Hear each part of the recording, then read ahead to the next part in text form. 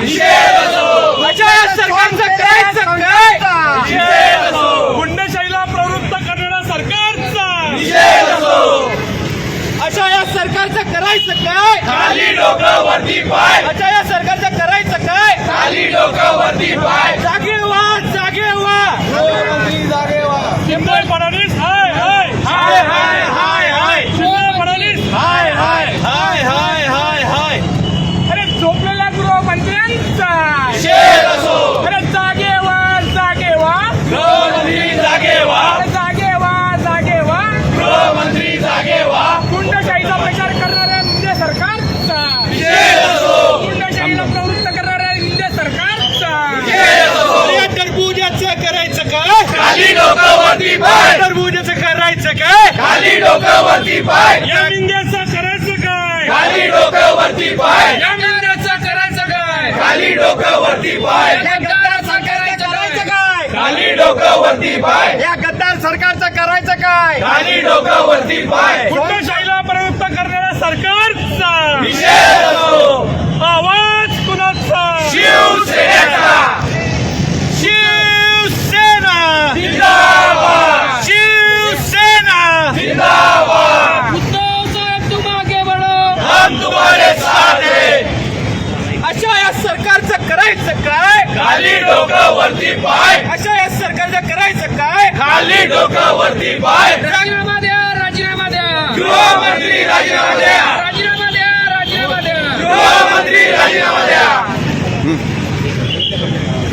अरे अशा या सरकारचं करायचं काय? खाली डोकं वरती पाय. काय सांगाल? काल परवा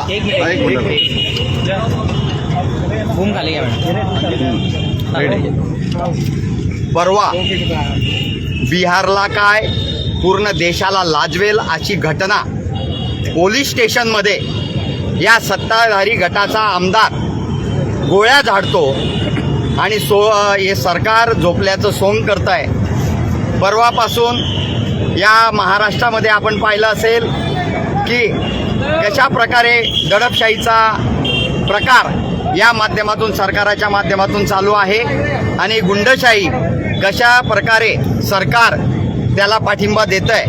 आज निषेध म्हणून जळगाव जिल्हा युवा सेनाच्या माध्यमातून आज हे निदर्शने आज या युवकांच्या माध्यमातून केलं आहे. युवा सेनेच्या माध्यमातून आज आम्ही या सरकारचं लक्ष याकडे वेधू इच्छितो. आम्ही या सरकारचं सांगणार का, या सरकारला, या केंद्र सरकारला सांगू इच्छितो की इथं राज्यपाल राजवट लागू झाली पाहिजे की दिवसा ढवळ्या जर पोलीस स्टेशनमध्ये म्हणजे त्या पोलीस स्टेशनचा इन्चार्ज तिथं उपस्थित असताना जर त्या आमदार जर हा भाजपाचा आमदार गोळ्या झाडत असेल आणि आणखी वरतून चिरजोरीप्रमाणे सांगतो की मला पस्तावा नाही, यापेक्षा दुर्दैव या महाराष्ट्राचं काय. आज महाराष्ट्र कुठे नेऊन ठेवला आहे. बेरोजगार युवकांना रोजगारी मिळत नाही, शेतकऱ्यांना न्याय मिळत नाही. जे उद्योग प्रकल्प महाराष्ट्रात येत आहेत ते प्रकल्प महाराष्ट्राच्या बाहेर जात आहेत. म्हणजे हे सरकारचं काय चालू आहे याचा आज हा निषेध करण्यासारखा ठिकाण आहे.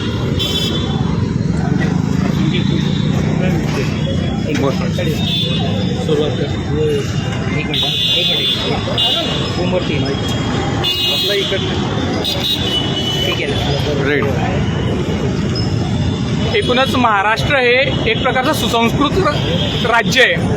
तुम्ही जर कधी बघितलं की प्रत्येक गोष्टीमध्ये महाराष्ट्राला एक संस्कृती आहे, तशीच राजकीय संस्कृती देखील होती. मात्र ती या सरकारमुळे कुठेतरी अस्ताला जाताना आपल्याला दिसत आहे. फार गल्लीपासून ते दिल्लीपर्यंत जे सरकार आहे ते एकाच प्रकारे गोंधळ घालताना आपल्याला दिसतंय. युवकांना रोजगार नाही आहे, त्याच पद्धतीने भर पोलीस स्टेशनमध्ये गोळीबार होत आहेत. सत्ताधारी पक्षाचे आमदार हे कुठल्याही प्रकारात कायदा व सुव्यवस्थेला आपल्या पायाशी दाबून कायदा सुव्यवस्था हातामध्ये घेऊन गोळीबार करताय. त्याच पद्धतीने जळगाव शहरामध्ये देखील एका सत्ताधारी पक्षाच्या कार्यकर्त्याने एका महानगरपालिकेच्या अधिकाऱ्याच्या कानशिलात वाजवली. म्हणजे तुम्ही जर कधी बघितलं तर गल्लीपासून ते दिल्लीपर्यंत यांची अक्षरशः झुंडशाही चालू आहे आणि या झुंडशाहीचा निषेध करण्यासाठी आम्ही सगळे युवक ह्या रस्त्यावर उतरलेले आहे. कारण की महाराष्ट्राची जर कधी गरिमा टिकवायची असेल तर ह्या मुख्यमंत्र्यांनी आणि ह्या झोपलेल्या गृहमंत्र्यांनी, मी झोपलेले गृहमंत्री म्हणणार नाही का झोपलेले मुख्यमंत्री म्हणणार नाही, झोपेचा सोंग पांघरलेल्या मुख्यमंत्र्यांनी, झोपेचा सोंग घेतलेल्या गृहमंत्र्यांनी तात्काळ राजीनामा द्यावा आणि ह्या महाराष्ट्रापुरचे जे येणारे प्रश्न आहे ते अधिक बिकट होण्याची वाट पाहू नये असं मी इथं आमच्या सर्वांतर्फे मत मांडतोय. काय दादा आपलं? माझं नाव अंकित कासार, मी युवा सेना जिल्हा चिखलीच आहे.